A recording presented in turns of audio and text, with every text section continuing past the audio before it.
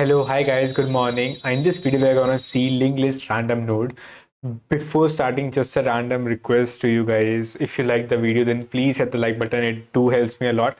If you like the video, if not, then it's okay. You can also press the dislike button, whatever you want. But if you like, then please hit that. It motivates a lot. But yeah, let's start with this video. Before starting, no one has ever explained like this. What we're gonna see in this video, it's proper tutorial. You will agree on that part. The problem says that we are given a single linked list, return a random nodes value. We need to return a random nodes value from the linked list, and each node must have the same probability of being chosen. So while I'm choosing a random node, I should make sure that every node should have the same probability of being chosen. That's a very big start point. Please keep in mind. Cool. Implement the solution class with solution of the list initializes object with the singly linked list. Okay, cool.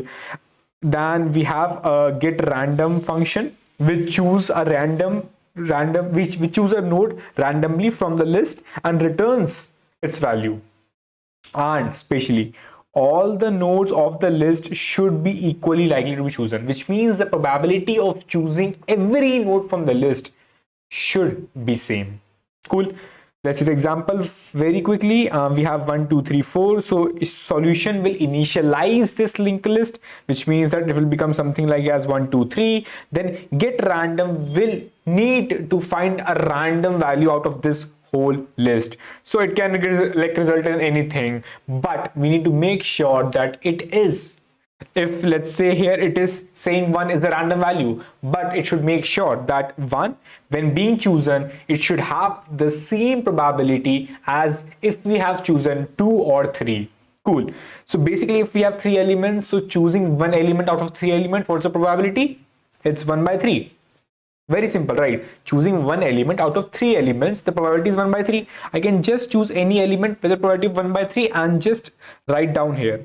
So the answer would also have been 3, 1, 3, 2, 1, anything it can be. So like it's not that, okay, the answer is fixed right now. I can't explain it because it's a random value. But the thing is that every element has a probability of 1 by 3 of being chosen as we are choosing, because initially we have a picture of this array, okay, it's 1, 2, and 3.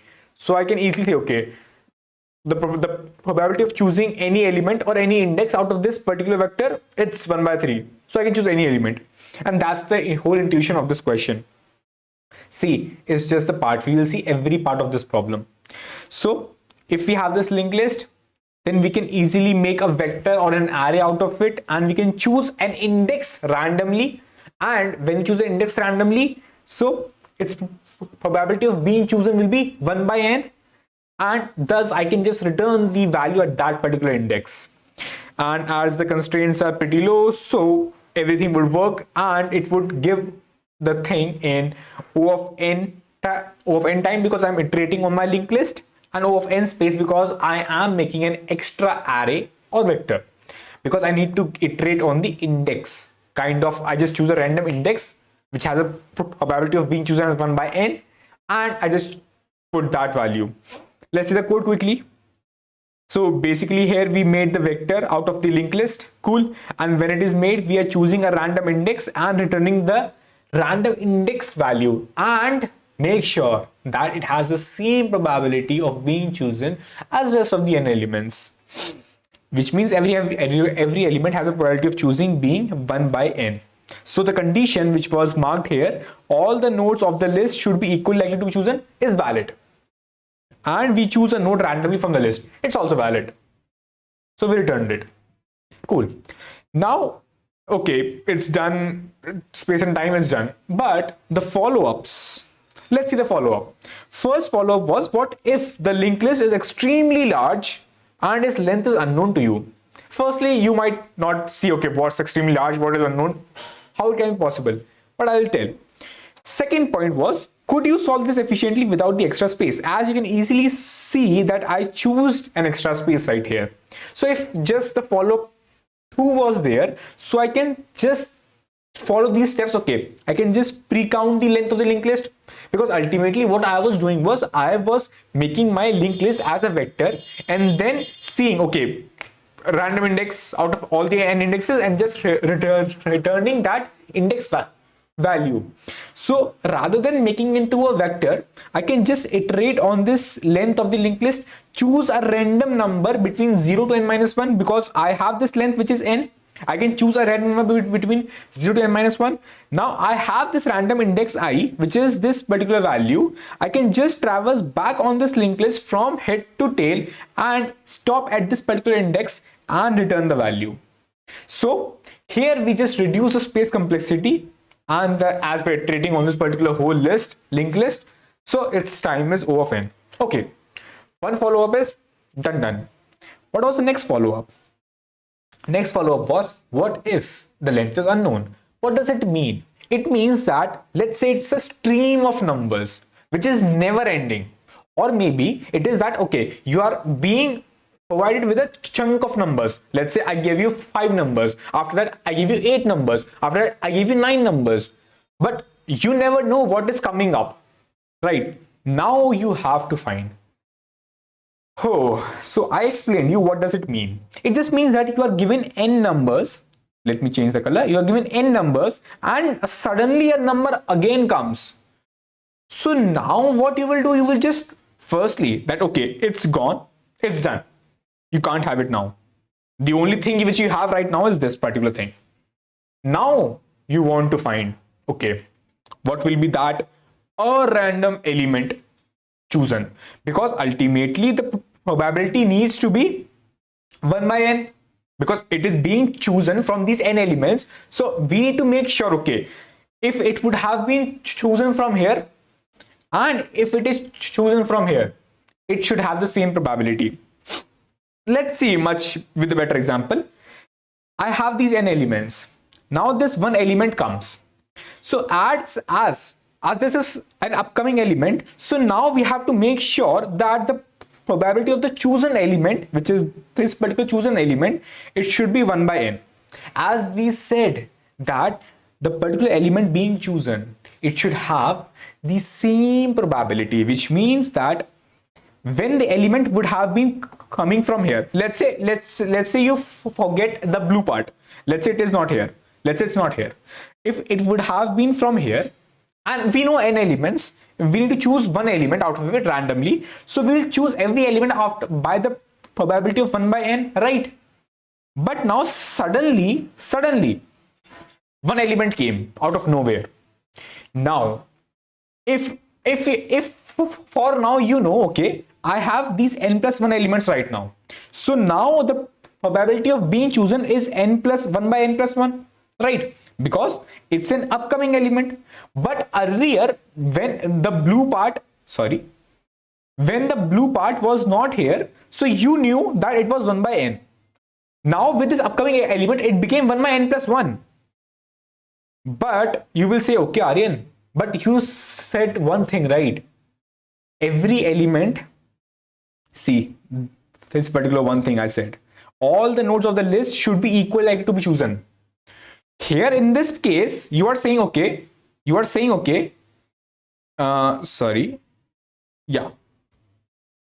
Here in this, you are saying that, okay, choosing this thing has a probability of 1 by n plus 1, while earlier we knew that it was 1 by n. So by anyhow, I need to prove that, okay, it is not actually 1 by n, but it will be 1 by n plus 1. I have to prove you that, because if it would have been 1 by n, which was earlier only, then it would not work, right? So after the upcoming element, it should also become, which means the probability by choosing out of these elements, which would have resulted in this particular element right here, which is the element which we need to choose randomly, it should also be 1 by n plus 1. So that I can satisfy my condition that all the nodes should be equal to be chosen. Only then I can randomly try to choose new upcoming element, right? Because else it will not work. Let's see much more clearly what I meant to say, or if you are not understanding what is that upcoming element, what's the probability like. Let's see with an example. So basically, in our case, we have a stream of elements, right? And we need to choose one node randomly, right? Having equal probability, there's the other nodes. Cool. Now, rather than one node, I need to choose one node, right? Let's generalize. I need to choose k nodes. And for our example, we will choose the k as 3. Now, rather than choosing one node, I'll choose 3 nodes where k is 3. For example, if we have the stream, now I will just keep on adding the elements in my stream. So make sure that something is coming up spicy. I had 3 elements in the stream, 100, 200, 300, and my bucket was just of length 3. Now I need to put elements in this bucket. So let's say I get 100. Choosing a number 100 out of these 3 numbers, or choosing a number out of these 3 numbers, its probability is 1 by 3. After we go on to place that number in these 3 buckets, I have 3 options. So 1 by 3 into 3, because for 1 by 3, then one option, 1 by 3, one option, 1 by 3, one option. So it is 1 by 3 into 3. So basically, it just indicates a 1 probability, which means that every element needs to be in this bucket. So its probability of being chosen and being placed in this bucket is 1 for every element. Okay, cool. It is 1, which makes sure that, okay, every element, what was the condition? All the nodes of the list should be equally likely to be chosen. Here, all elements are equally likely to be chosen. Okay, we are good. Now, the upstream come. Now, the 400, the new element came. Cool. New element came as 400. So basically, its probability of being chosen out of n elements, because we have 100, 200, 300, 400. So basically, choosing one element out of these 4 elements is probability is 1 by 4, which is actually 1 by n, because I'm choosing one element out of n elements, because it's the one element which came. Now, cool. Placing that particular element, which is chosen element, which is 400, placing that, we have 3 options. Because the bucket is 3, we have 3 options, which means these options are k, because it's the bucket of size k. So basically, we have 3 options, which means that for this 400 element, which when we choose it, it was 1 by 4, and we have 3 options, 1 by 4, 1 by 4, 1 by 4, which means that it will be 3 by 4. Its probability of chosen and being placed here will be 3 by 4, which is nothing but k upon n, because here it was k, as you can see, and here it was n. I just showed you that, okay, it's k upon n. You can see here, it's k upon n. Cool, no worries. But now, wait a second. It says its probability is 3 by 4. But earlier we saw the probability of every element was 1. They are not same. Aryan, it's false. No. I'll say no. Why no? Because of this upcoming element 400, the probability which was 1 earlier, it now changed. Changed to what? Let's see. So basically, these elements had the probability of 1. But because of this upcoming element, what should have happened was its probability should have become 3 by 4. But how it's possible? It's possible. So basically, the elements were 100, 200 and 300 right here. So basically, probability of 100 being in this particular bucket, probability of 100 being in this bucket, there are 2 options for it. One option being that 400 never comes in that particular place where 100 is here, right? Basically 400 never comes. Or if 400 comes, then it comes at the place of 200 or 300. Only then my 100 will remain in that bucket, right? So basically 400, it should not come in that particular bucket, in that particular place. So choosing 400 and not coming it, 1 by 4. And then choosing that 400, which is 1 by 4, and then we have to either place it in the bucket in the place of 200 or 300, which was 200 or 300. It was 2 options it has. Cool. So it will become 1 by 4 plus 2 by 4, which is actually 3 by 4, which is actually same as that of the 401, which was entered. So basically, after this entering of 400, what happened was the existence or being of 100 in that particular bucket, because I'm just trying, okay, what if 400 comes in that bucket? So existence of this 100 being in that bucket, it just changed to 3 by 4 because of that particular upcoming 400. And the same would go for 200 and 300. It will also become 3 by 4 and 3 by 4. Right? Cool, no worries. Now, let's say another element came which is upcoming, let's say 500. What will happen now? As the new element, which is upcoming element, so we can make sure, okay, that one thing, its probability being chosen is 1 by n, which is 1 by 5. Now, after that is being chosen, we have 3 options to place it.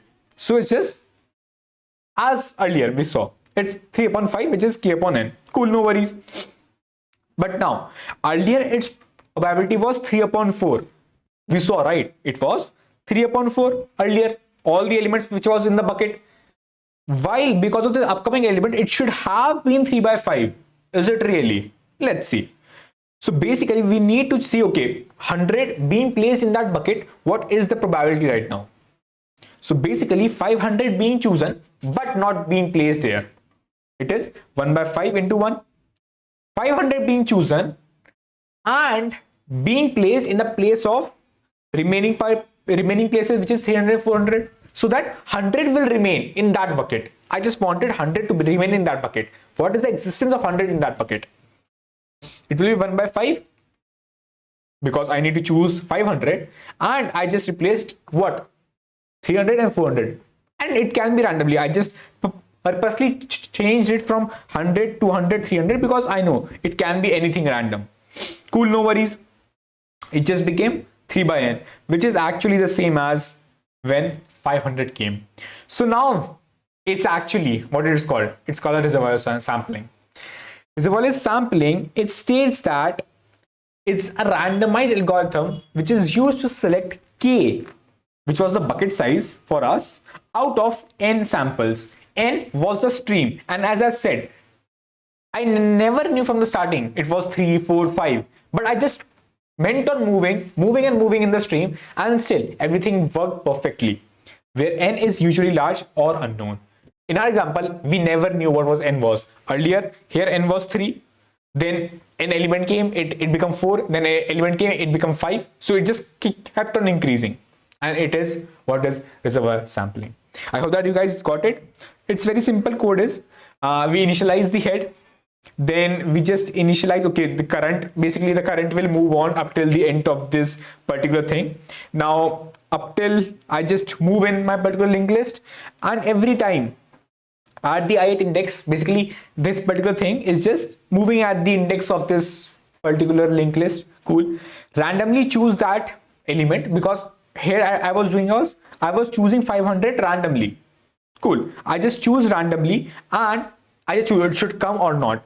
Here's the random function which we choose that, okay, if this is a random, okay, it will come or not. It is random function, so it will automatically be randomized. It will coming be or not coming. Then I can just simply say, okay, I'll just return my result. Now you'll say, okay, Aryan, it's the same that you knew the size, you knew everything. Then what's the point?